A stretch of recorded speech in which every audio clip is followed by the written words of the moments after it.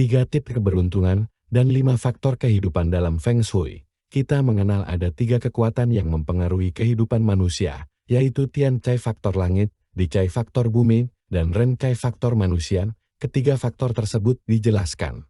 Begitu gamblangnya dalam Feng Shui aliran San Yuan, yang mana kita menyebutnya Tian Yuan Long, Di Yuan Long, dan Ren Yuan Long. Karakter Yuan Long diartikan begitu unik. Kenapa unik?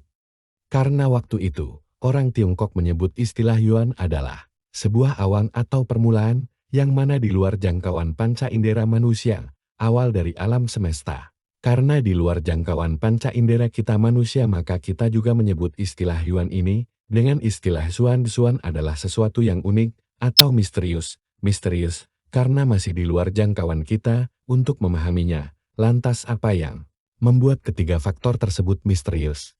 Karena tidak ada satupun yang kekal di dunia ini, perubahan siang malam, perubahan musim, evolusi flora dan fauna, serta kelahiran dan kematian.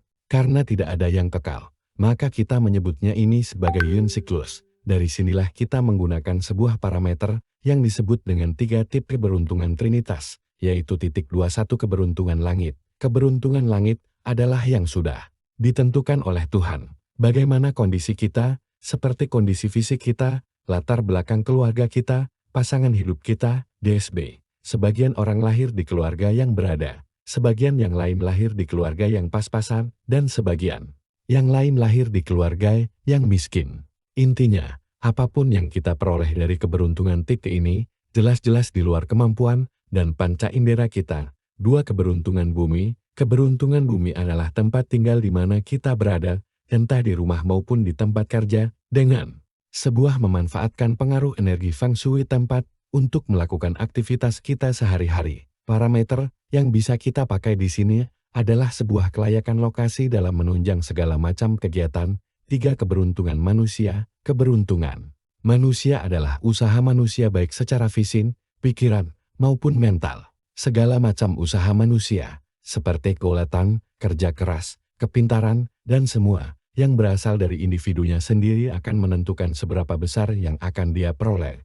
Intinya, keberuntungan ini hasil dari diri sendiri. Jika kita lihat ketiga macam keberuntungan di atas, hanya ada 2 yang bisa dipengaruhi oleh manusia, yaitu keberuntungan bumi dan manusia. Nah, dari sinilah pakar-pakar Feng Shui kita membaginya menjadi 5 faktor, yaitu 1 Ming, yaitu garis besar hidup kita yang ditentukan oleh Tuhan. 2 Yun, yaitu siklus naik turunnya nasib seseorang dari tahun ke tahun, seperti sebuah roda yang berputar. Terkadang kita ada di atas, ada kalanya kita ada di bawah. Ini juga telah ditentukan oleh Tuhan, tapi dalam batasan yang lebih kecil.